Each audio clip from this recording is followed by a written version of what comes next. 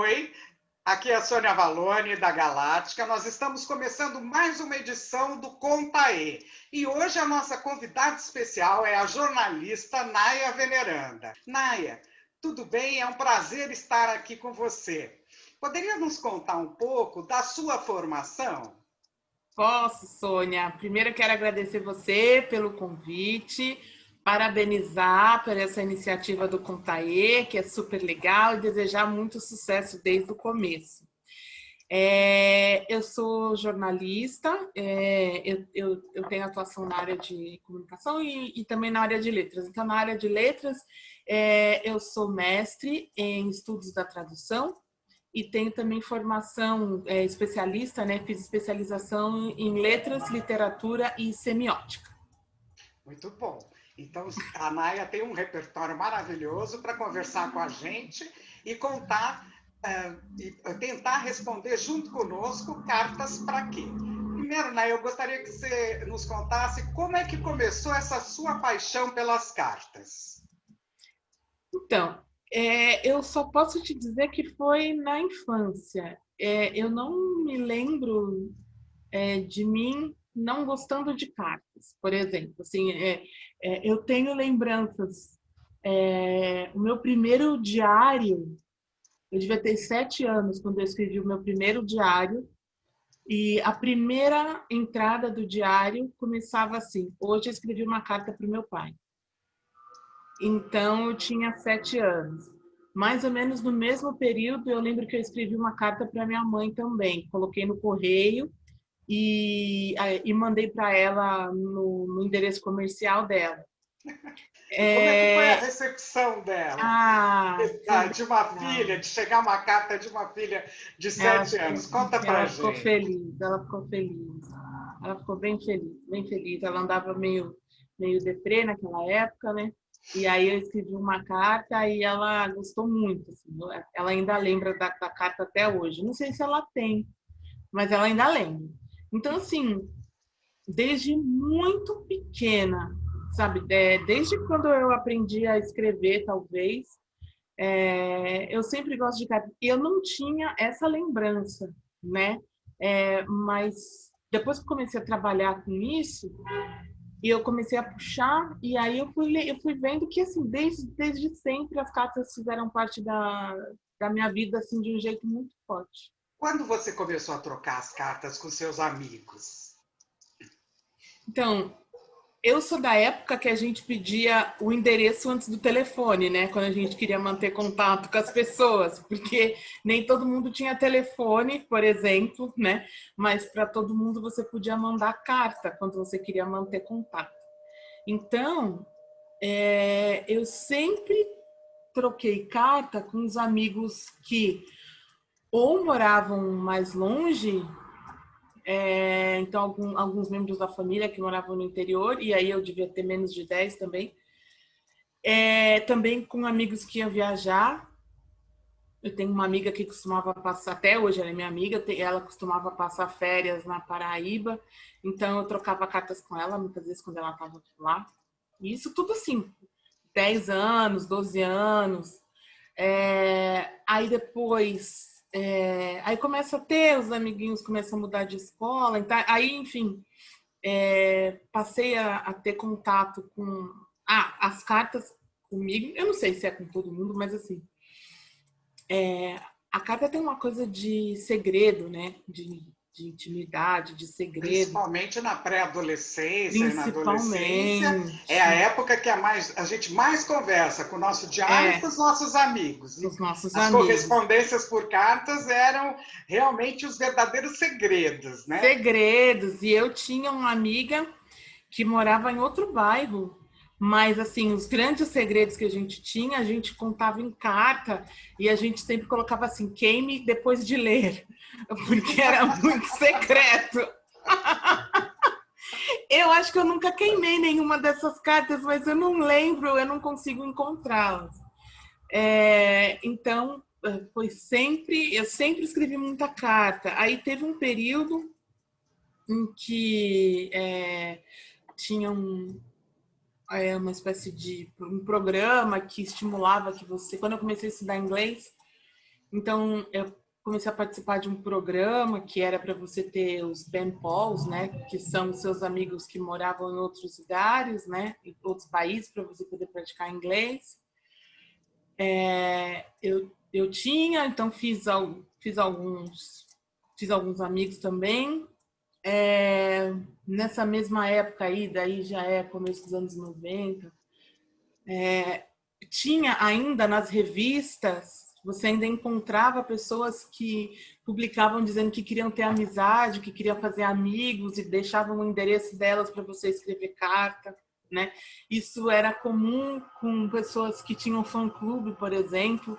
Então, eu fiquei amiga de umas pessoas que eram... Eu escrevia cartas, trocava cartas com umas pessoas que eram do fã-clube do Dominó, por exemplo.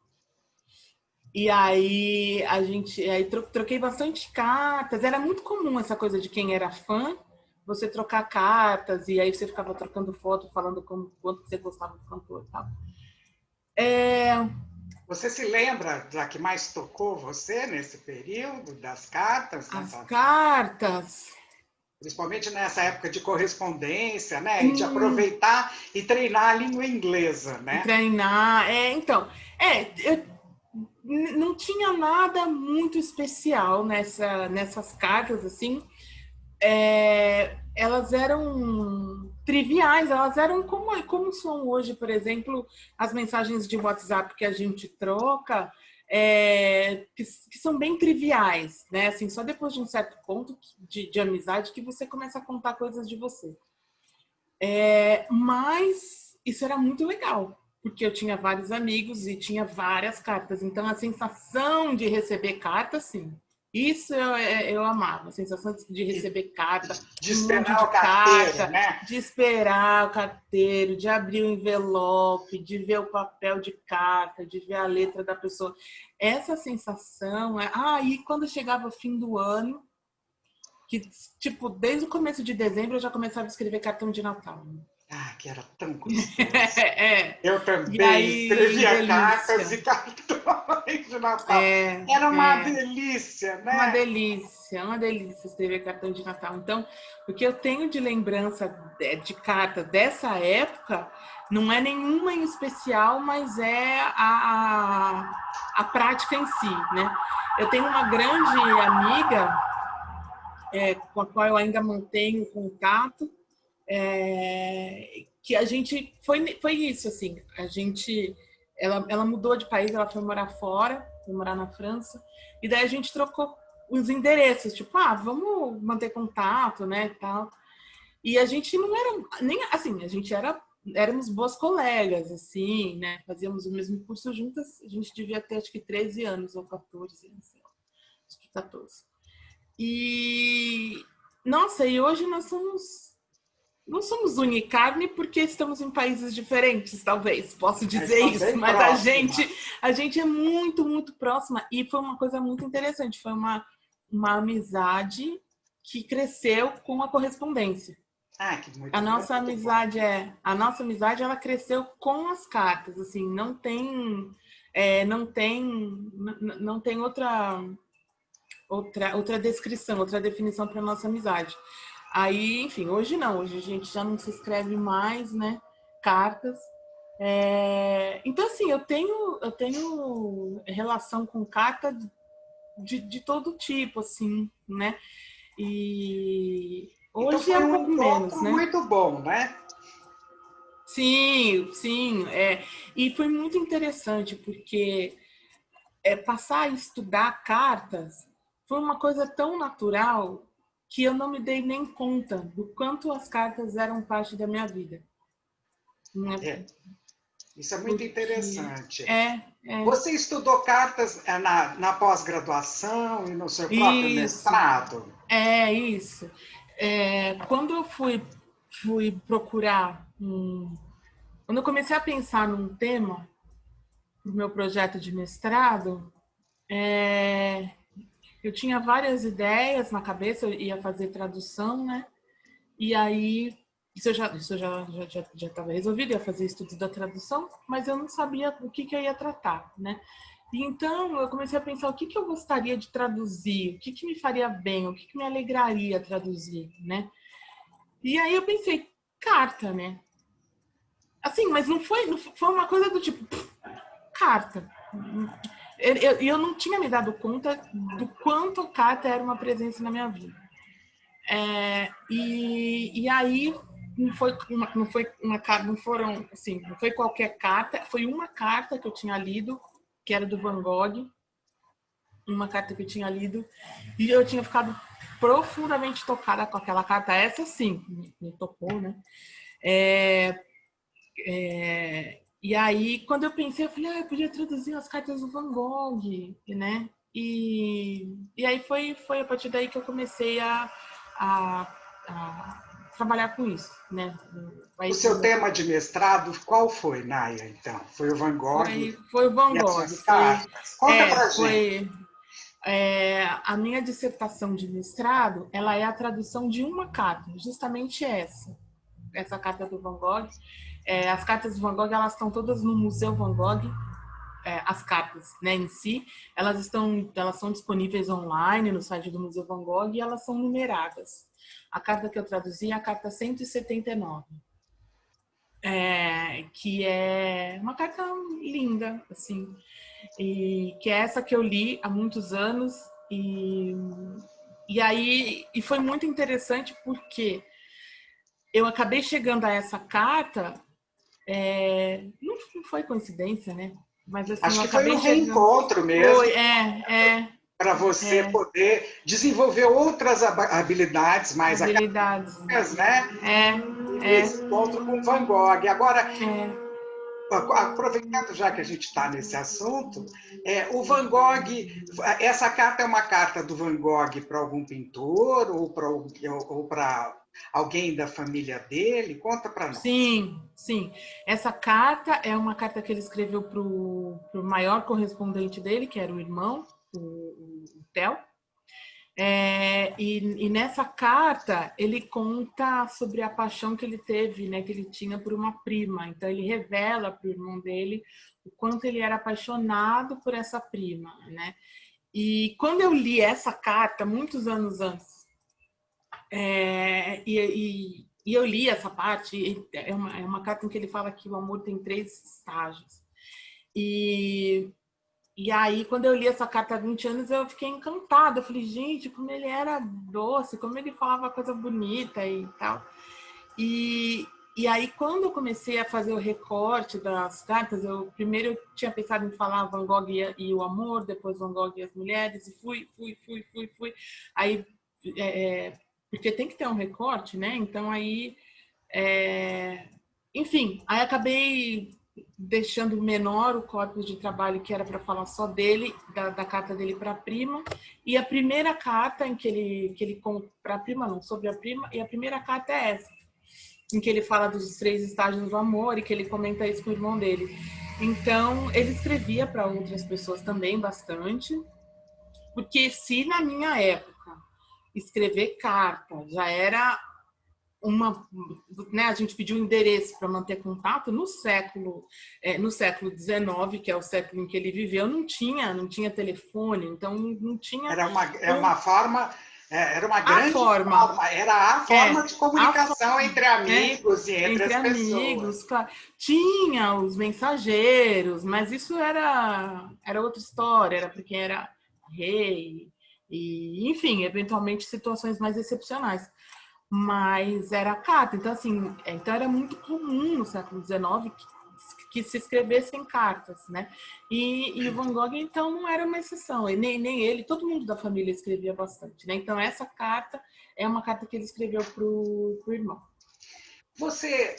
Há técnicas para a escrita de cartas? Sim. Toda carta, ela tem algumas partes que para que seja chamado de carta, você precisa ter aquelas partes, né? Tem algumas partes que são definidas, que tem uma formulinha, e tem umas partes que são de texto, são livres, vamos dizer assim.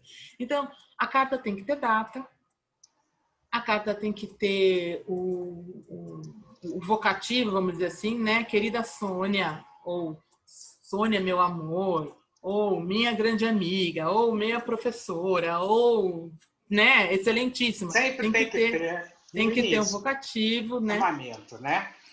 Tem que ter esse chamamento, tem que ter data. Tem que ter o que se chama de exórdio, que é quando você... Aí começa, aí abre mais. Então, tem que ter aquela parte que você diz para que você vai escrever. Então, aquela parte que você saúda a pessoa. Né? Antigamente, a gente escrevia assim, espero que essa carta chegue até você, encontre você bem, você e toda a sua família, que sejam todos bem, tal, tal, tal, tal, tal. Isso é parte, né? Isso é parte do exórdio. Enfim, aí você geralmente você diz o que você vai falar na carta. Depois você diz o que você disse que ia dizer, né?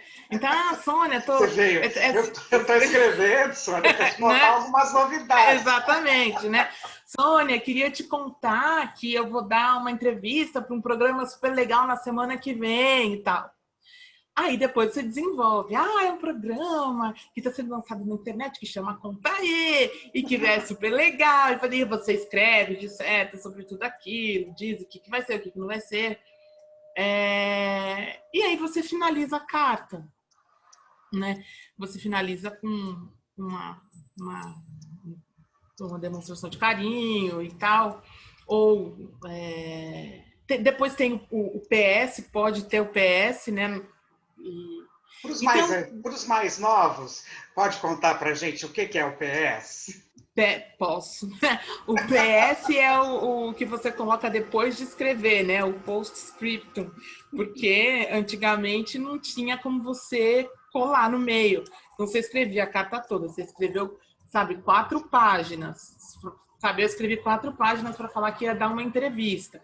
Aí quando chega lá no fim, eu lembro que eu não falei quando vai ser a entrevista. Eu já escrevi, Sônia, um beijo, obrigada, tal, tal, tal. Aí eu falo, gente, não contei quando que vai ser a entrevista.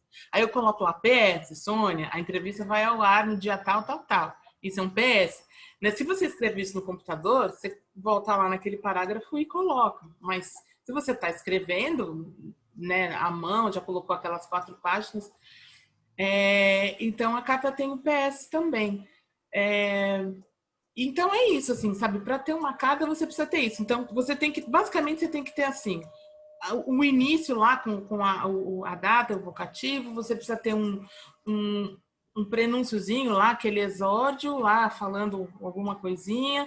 Uma abertura, né? Chegando, que pode ser simplesmente tudo bem, entendeu? Oi, Sônia, tudo bem? Né? Aí depois você tem lá o corpo mesmo, aquilo que você queria contar, e tem a despedida. Se existe então existe, tem essa estrutura da carta. Agora, você me perguntou mais especificamente se existe técnica para escrever carta. Essa é uma técnica. Existem diversas técnicas para escrever carta. Isso, desde a antiguidade, existem técnicas para escrever cartas. Técnicas e mais técnicas para se escrever carta. Os antigos dividiam as cartas em vários tipos: cartas de amor, carta de família, carta de amigo, carta de perdão, carta de pedido, carta de tudo. E para cada uma eles tinham uma orientação, né? Então havia uma série de dicas, não é dica é pouco, uma série de determinações, de orientações mesmo, para que essa carta ficasse do jeito que tem que ser, né? Do jeito que se entendia que tinha que ser uma carta. Então, você não pode falar muito de você, por exemplo, dependendo da carta. Em alguns momentos a carta ela não pode ter muito floreio, em outros momentos você pode colocar. Isso tudo vai depender do tipo de carta e vai depender com quem você está falando. Se você está falando com alguém superior a você, por exemplo, seu pai ou sua mãe, por exemplo, né? Você vai tratá-los de um jeito. Se você está falando com alguém, assim, esse superior é claro, superior pode ser seu chefe também, mas é só falando de cartas mais pessoais, né?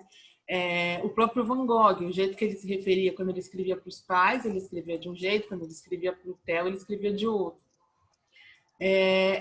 Porém, hoje, se a gente for pensar em escrever carta, numa escrita de cartas nos dias de hoje, Eu acho que a escrita de cartas, ela deve hoje se preocupar com uma comunicação no coração, né? Assim, claro, você tem que seguir tem que ser um texto com coerência, né?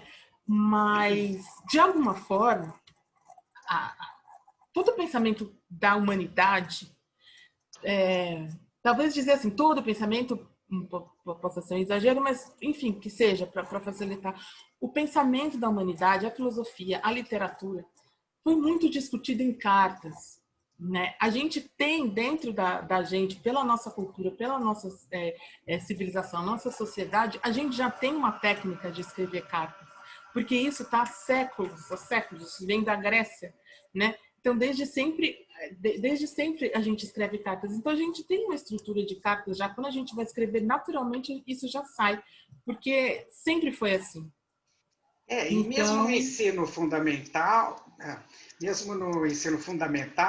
as crianças são provocadas orientados. com a escrita de cartas, né? Sim, E para sim, criar um estreitamento de amizades, para promover a troca, o exercício de outra língua e o próprio exercício da sim, língua portuguesa. Isso é muito sim, interessante. Então, as muito cartas não são interessante. desconhecidas, né? Não, elas não são desconhecidas nossas, elas estão na nossa, no nosso modo de pensar. A carta faz parte do nosso modo de pensar. Com relação à internet, com os meios de comunicação, como você diria que as cartas estão hoje? Então, as cartas elas vão se adaptando, né? Então, hoje o e-mail, não é à toa que o símbolo do e-mail é um envelopinho, né? É uma carta. A gente mantém o cabeçalho do e-mail, é mais ou menos aquilo que eu falei, a data, é o nome para a pessoa de quem vai, aquela parte que a gente comentou, aquilo já está lá no e-mail, né? O vocativo a gente mantém, prezado fulano, se é um e-mail mais formal. Então, assim, as cartas elas vão se adaptando, né? Na antiguidade, não, nem na antiguidade, até pouco tempo antes da internet, a gente muitas vezes mandava fotos por carta, muitas vezes mandava-se objetos, né? Uma flor, outros objetos ali de uma foto. Hoje a gente anexa no e-mail, Anexa. entendeu? Então, é a Ou muitas mesma. vezes coloca no próprio corpo do Ou e-mail, do dependendo e-mail, da intimidade, da sim, proximidade, né, de quem é o sim, nosso interlocutor, né? sim, sim. Então, as cartas continuam, né? Elas têm hoje, além delas continuarem da forma física, o papel, o envelope, a tinta, elas têm essa outra carinha hoje que é o e-mail e que funciona, né? E o WhatsApp eu diria que é um bilhete, né? No fim das contas, né? Porque o bilhete ele é menorzinho, ele é mais conciso, mas ele também é pessoal, né? Ele é bem Então, pessoal, né? ele é bem pessoal. Tirando o Então, WhatsApp Business, que já é um outro, já tem uma outra já, qualidade, um outro sim, objetivo, né? sim, sim, sim, sim. E lembrando sempre que essas cartas que a gente está conversando hoje são as cartas pessoais, né? Não as cartas comerciais. Que aí, carta comercial aí muda bastante também, embora a gente ainda continue hoje. Acho que carta comercial hoje acho que ainda tem mais em papel do que cartas pessoais, né? Mas é uma outra modalidade, né? Naya, será que você poderia nos dizer cartas para quê? Cartas para estar perto, cartas para encurtar a distância, carta para falar de um coração para o outro, né? Tem uma pesquisadora que ela pesquisou Van Gogh também, uma outra com um outro foco, mas ela pesquisou as cartas de Van Gogh e ela diz que carta é um espaço entre dois, né? E a carta esse espaço que a carta representa, ele se encurta, né? Quando uma pessoa lê a carta da outra. Então, a carta continua sendo hoje para estar perto, para contornar a distância, para compensar uma distância. Então, hoje, assim, quem quiser escrever carta para um amigo, escreva, é uma outra sensação.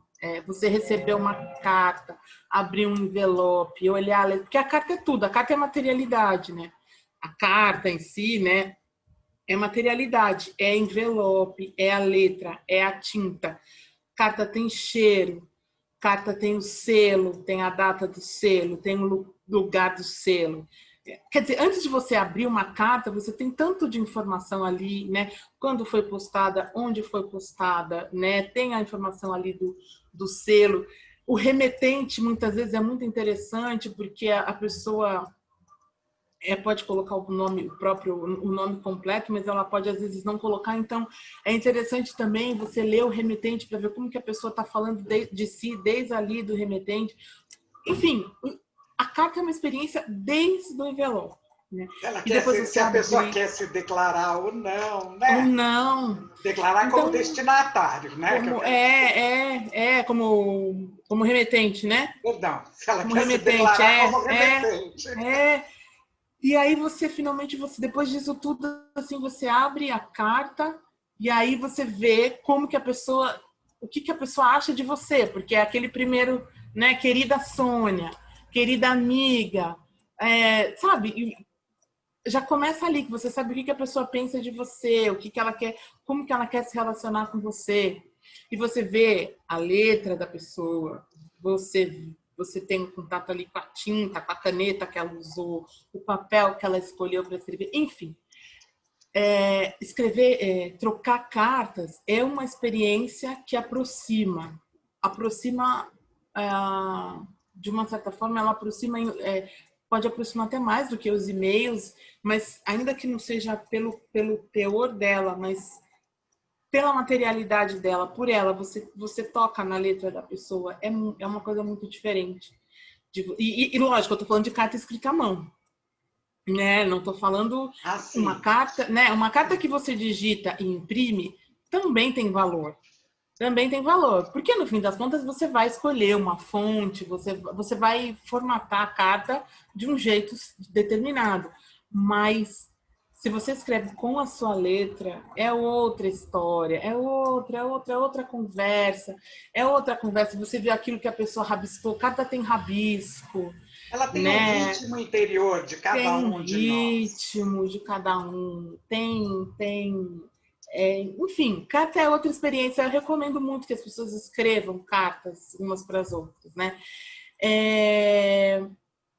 Você tinha me perguntado agora há pouco das cartas e eu queria mostrar uma das técnicas. E aí eu queria mostrar só para ilustrar. Então eu falei que desde a antiguidade tem na Grécia Antiga isso era matéria, isso era estudado na escola, né? Tinha, né? Mas, assim, muito mais próximo de nós, isso aqui é da década... Tem um manual aqui, que eu gosto dele, que é um manual da década de 50. Como escrever cartas. Como escrever... Isso aqui é década de 50, né? Mas a gente encontra manuais de escrita de cartas. Atualmente, não sei se existe ainda. Acredito que não tenha mais. Certamente tem manual de escrita de e-mail. Até uma coisa interessante, eu vou procurar até para ver, porque deve ter alguma coisa. De e-mail, sim. De e-mail, sim. Cartas comerciais, correspondências comerciais, sim. Mas deve cartas pessoais, alguma coisa se pesquisar, mas acho que carta pessoal, não acredito. Eu acho difícil. Aí, então, por exemplo, essa preocupação com a técnica de escrever cartas, ela é antiquíssima, ela é anterior, muito anterior a Cristo e as cartas de Paulo, por exemplo, né, que são posteriores a Cristo, mas enfim, carta é antiguidade. Então, esse daqui, por exemplo, ele fala de conselhos práticos sobre cartas, aí ele tem uma pequena explanação aí gramatical, fala de pontuação, de separação de palavras, né, separação de sílabas, que hoje, né, separação de sílaba é uma coisa que a gente nem vê mais, porque o computador já separa, a gente nem sabe mais como você separa as sílabas de uma palavra, né? Aí aqui, então, ele fala isso, ele fala de data, fala de de letra maiúscula, quando usar, de vírgula, partição de sílabas, acentuação. E aí depois ele começa com vários tipos de carta que se pode ter, e aí ele dá exemplos. Então, tem carta, ele nesse manual aqui tem carta para pedir em casamento. Ah, que interessante. Tem carta para pedir em casamento. Deixa eu ver aqui. Tem carta para você se declarar para uma pessoa. Peraí. E aí tem carta para você, digamos, dar o fora na pessoa, né? Dizer que não aceita. Ninguém gosta, mas não, se puder ter um manual, seria bem interessante. Não é? A gente geralmente, nós mulheres, muito emotivas. Qualquer um, na verdade, quando vai terminar uma relação, já está cheio, envolvido de... Tem uma história, né? Que traz consigo e às vezes é muito difícil. Sim. Espera aí que eu vou encontrar aqui a carta de amor e correspondência sentimental. Carta com declaração de amor, carta com declaração de amor, resposta à carta com declaração de amor, carta insistindo na declaração de amor, carta à namorada que está em outra cidade, carta à namorada que está estudando no colégio interno, cartas de queixas à namorada, carta de um noivo à noiva que está longe, vamos ver se é nesse daqui, carta de um rapaz deslanchando namoro, pedindo reconciliação, cartas à namorada que está no hospital. Puxa, eles pensaram em tudo, né? Em todas as situações que todas as situações corriqueiras ou não, né? Sim, olha, o casal de namorados. Aqui tem pedido de casamento, vou ler. Mas, olha que interessante. Vou ler, é curtinha a carta, eu vou ler. Então, isso daqui é um modelo de carta, né? Então, isso aqui era para a pessoa se inspirar e seguir a ordem. Então, excelentíssimo senhor Pedro Gonçalves Filho, respeitosos cumprimentos. Sirvo-me desta carta para um assunto da mais alta importância que deveria ser tratado verbalmente por meus pais ou por algum parente meu. Infelizmente, não mais tenho pais vivos e todos os meus parentes residem muito longe. Daí o recorrer a uma carta para expor-lhe o assunto a seguir. Quer dizer, aqui tem aquela parte em que ele tá fazendo o vocativo e está dizendo a que veio, né? Então, assim, eu tenho uma coisa para te contar, tal. Aí ele vai começar a contar. Conheço há algum tempo a sua distinta filha, a senhorita Regina Maria, e nutro por ela um respeitoso sentimento de amor. Venho pedir-lhe que me conceda em casamento a sua prezadíssima filha. Sou um moço honesto, de família direita, sou trabalhador e ganho o necessário para uma vida modesta, com grandes esperanças de um futuro melhor. O senhor poderá colher informações ao meu respeito e estou certo de que nada ouvirá de desabonador. Será para mim uma grande honra e felicidade se for aceito como futuro membro de sua família, quem tanto admiro e prezo. Aí, a finalização. Fico esperando na maior ansiedade o seu pronunciamento e apresento-lhe os meus mais atenciosos cumprimentos. Sou um amigo e admirador muito atencioso, fulano de tal. Então, essa carta aqui tem um texto formal tem um texto formal dela, né? Mas é um texto contundente, né? Muito bem pensado. Então, a técnica está aqui, né? E aí, daí tem um pedido de casamento ao irmão da moça que é órfã. Então, você vai pedir para o irmão, porque o pai dela não está mais vivo. Enfim, então, a resposta para a sua pergunta, assim, se sobre as técnicas para escrever cartas, assim... Quem nos assistindo, tem como encontrar esse livro? Esse daqui mesmo foi do sebo. Em sebo deve ter, né? Mas de repente a gente pode pensar em procurar algumas coisas na internet. Eu posso pegar uns links e te passar. De repente, quem tiver interesse, a gente pode colocar os links. Seria muito bom. Daria para a gente colocar quando for postado a nossa entrevista, dá para eu colocar. Dá para colocar, né? Mas é isso, assim. E técnica, assim, tem muita coisa, mas na verdade, hoje em dia, as cartas ela tem funções menos práticas em se tratando de cartas pessoais. Dificilmente você vai pedir alguém em casamento por uma carta, né? Dificilmente. Isso ainda pode acontecer, mas Há outros então, países, né, em com outros outras países, culturas. pode ser que haja, mas as funções práticas da carta hoje elas não são as mesmas. Mas eu diria que hoje, se tem uma técnica para escrever, é a técnica de você se despir da vergonha de se expor para o outro e escrever com o coração, né? Que vai funcionar bem. É ele que vai contar nossas emoções, né? Na hora que Sim, a gente se entrega para a escrita, a gente consegue sim, revelar sim, o que vem no nosso coração, né? sim. E quem quiser escrever carta, não se preocupe com a correção do idioma. Não é para isso que a outra pessoa vai ler sua carta, né? Claro, eu digo assim, não precisa. De repente você pode até querer escrever a carta, depois passar a limpo. Pode ser uma possibilidade. Mas não se preocupe em escrever A nossa, norma culta, não se esse preocupe aqui muito com a norma uma culta da norma língua culta, portuguesa naquele momento. não. Não deixa Solta a isso letra. atravancar, solta a letra. Não deixa isso atravancar a experiência. Isso. E depois, se quiser fazer algumas Você passa revisões, a limpo. fica de acordo com quem estiver encaminhando a carta. Não é Isso, verdade? exatamente, Naia, agora, já que você está falando em cartas, né, você podia explicar um pouco mais para a gente como foi esse processo de tradução das cartas? Você traduziu do holandês? Ou É, como é que foi esse seu trabalho de pesquisa da tradução? E como é que você foi gerando semelhanças ou diferenças, né, para chegar num texto final? o Van Gogh ele escreveu basicamente em holandês 2/3 das cartas que ele escreveu, das quais se tem notícia até hoje. 2/3 são em holandês e 1/3 é em francês, né? O que a gente tem no Brasil hoje são as traduções feitas a partir do francês. Então, esses 2/3 aí de cartas escritas em holandês foram traduzidas para o francês no começo do século XX, né? E o que a gente tem de tradução hoje, basicamente, é a partir do francês.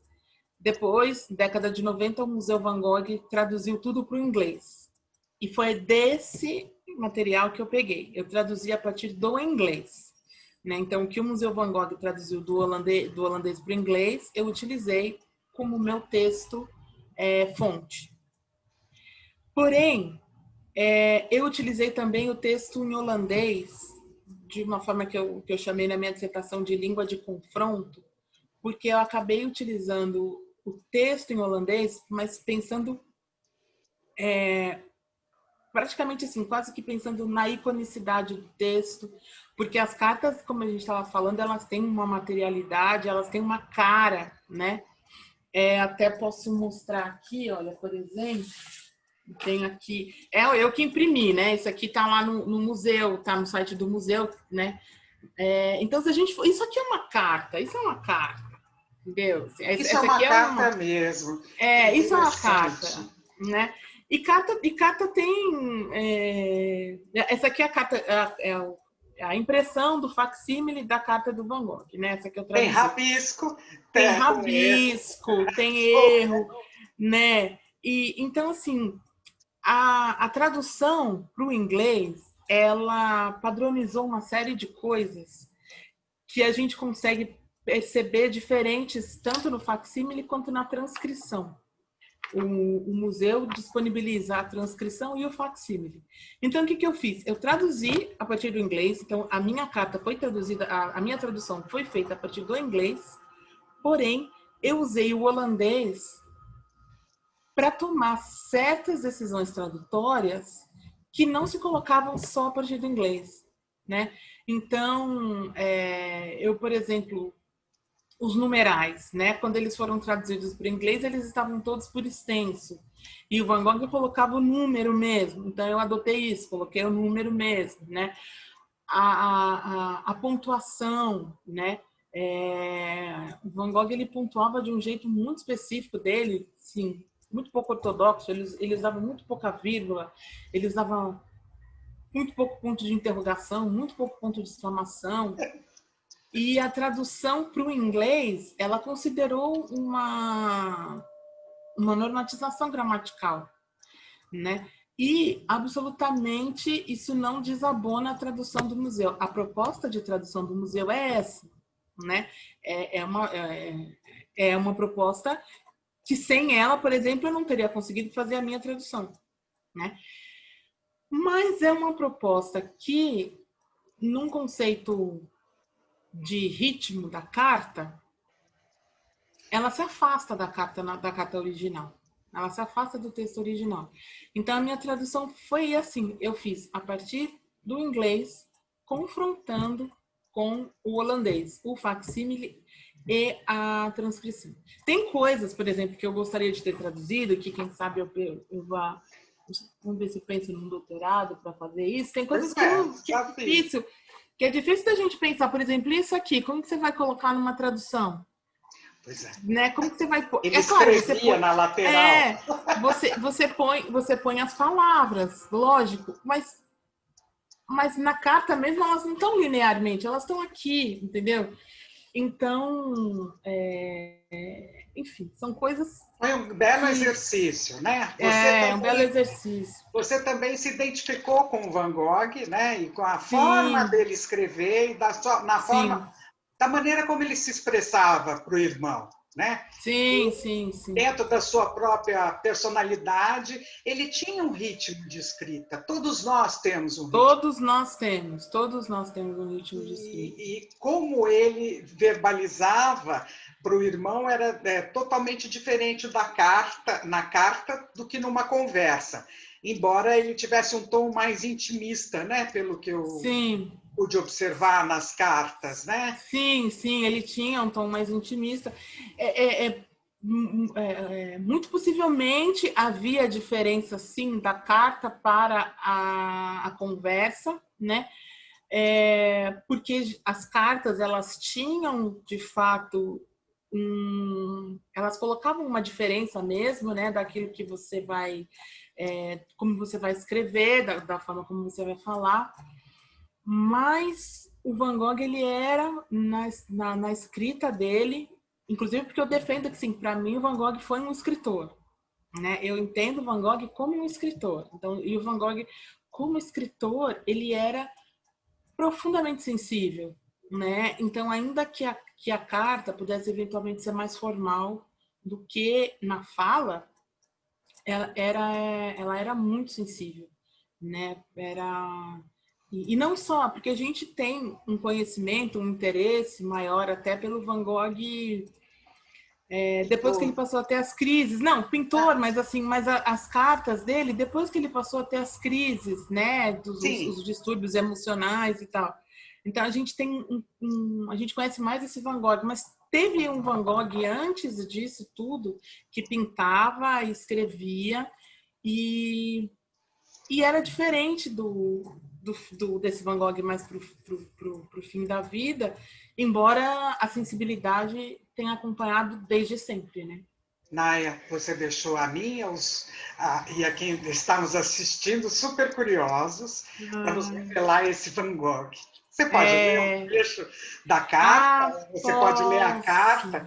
Olha, a Naya está fazendo uma carta aí que ainda não foi publicada. Ainda não. Mas que já está publicada na dissertação de mestrado dela, né? Esse ano. Então, ela vai revelar umas partes ou trecho da carta. Não sei. Aí, Naya, fica para você revelar o que você achar mais tá bom. Tá? Eu leio a carta inteira, mas não sei se ela vai ficar comprida para nós. Eu vou ler umas partes dela, né? A carta que eu traduzi. Então, gente, a Naya vai ter que assumir o compromisso aqui conosco de um dia... talvez na própria Galáctica ou via Zoom também, né? Porque a gente pode estar trabalhando hoje pela internet. Quem sabe ela possa nos dar um curso sobre o Van Gogh. Com o maior prazer. Fica com o maior prazer para você. A gente pode colocar na agenda de 2020. 21. E 21, né? Com enorme prazer, porque o Van Gogh, ele dizia que era mais difícil pintar com as palavras do que com as tintas, né? Então, assim, ele sabia, ele tinha uma preocupação com a escrita muito grande, muito grande. Enfim, é uma coisa apaixonante a gente ler o Van Gogh. É completamente possível ler Van Gogh sem precisar acompanhar com os quadros. Tá. Entendeu? É totalmente possível, até porque não... É claro, em algumas cartas ele colocava os rascunhos e tal, das pinturas, mas assim, não acompanha a obra dele, a obra de pintura, né? São coisas diferentes. Então, assim, Van Gogh era um escritor mesmo, né? Eu vou ler, então, algumas partes aqui. Essa carta foi escrita em novembro de 1881. Então, ele começa assim: Caro Theo, há algo em meu coração que quero te contar. Talvez já saibas algo sobre isso e o que vou te contar não seja novidade. Eu queria te dizer que nesse verão eu passei a amar tanto aqui Vos que não consegui encontrar outras palavras para isso, senão que é como se aqui Vos fosse a pessoa mais próxima de mim e eu a pessoa mais próxima daqui Vos. E eu disse essas palavras para ela. Mas quando eu disse isso, ela respondeu que seu passado e seu futuro eram uma coisa só. E, portanto, nunca poderia corresponder aos meus sentimentos. Então, me vi num dilema terrível sobre o que fazer. Resignar-me com aquele nem agora nem nunca, ou ainda não dar o assunto por terminado e considerar a questão pronta e acabada e tomar coragem e não desistir ainda. Escolhi o último. E até agora não me arrependi dessa decisão, apesar de ainda me confrontar com aquele nem agora nem nunca. Aí ele continua, ele fala algumas coisas, aí ele conta para que ele já contou para algumas pessoas da família, que agora ele está contando para o irmão e tal. Aí, era um amor não correspondido. Totalmente não correspondido. Não era correspondido de jeito nenhum. E ela disse que o passado e o futuro dela eram a mesma coisa, porque, enfim, ela havia enviuvado recentemente, né? E então, que ele não tinha chance. Mas ele insistiu por bastante tempo, assim, por alguns meses, sem sucesso nenhum. Nenhum. Ele se revelava totalmente, né? Totalmente. Tinha vergonha de amar, nem de nenhuma. Não, nenhuma. Ai, inspiração, Van Gogh. Ele sofria, né? Mas ele não tinha vergonha. Aí, então, eu vou ler agora o fim da carta. Theo, tu não te apaixonas às vezes também? Eu gostaria que sim. Pois creia-me, essas petites misères, que no começo da carta ele fala que tem umas pequenas misérias, pequenos problemas da vida humana, né? Tem algum valor. Às vezes sentimos-nos desolados. Há momentos em que estamos no inferno, por assim dizer. Mas há também outras e melhores coisas ligadas a isso. Existem 3 etapas. Primeiro, não amar e não ser amado. Segunda, amar e não ser amado, o caso em questão. Terceiro, amar e ser amado. Eu digo que a segunda etapa é melhor que a primeira, mas a terceira é o que há. Agora é o boy. Apaixona-te agora e conta-me. Fique tranquilo sobre o caso em questão e tenha alguma compaixão por mim. Naturalmente, eu preferiria um sim e um amém. Mas, enquanto isso, estou bem feliz com o meu nem agora nem nunca. Para mim, isso significa algo. Mas as pessoas mais velhas e mais sábias dizem que não é nada. Aí tem mais alguma partezinha aqui. Um aperto de mão em pensamento, escreva logo, creia-me, Vincent. Né? É uma carta. Eu acho essa parte que ele revela muito. E essa parte que ele fala das 3 etapas do amor é uma beleza, assim. Porque não é assim, mas é tão lindo quando você está apaixonado, você acredita nisso de verdade. E quem sabe, né? Não seja. Pois é, ele possa ter tido de presente essas 3 etapas do amor, né? Mas ele poder pensar no amor em etapas. Foi muito muito interessante. Escrevendo, né? Exatamente. Porque é bom você pensar que pode ser linear assim, não é. Mas é lindo, eu acho. Você você pensar nisso, se dedicar a isso, né? E, enfim, e viver isso. Ele viveu intensamente essa paixão, não foi correspondido, mas de jeito nenhum. Viveu outras e tal, em alguns casos ele foi correspondido, mas assim, aquilo que a gente chama de sorte no amor, a gente não pode dizer que ele teve, né?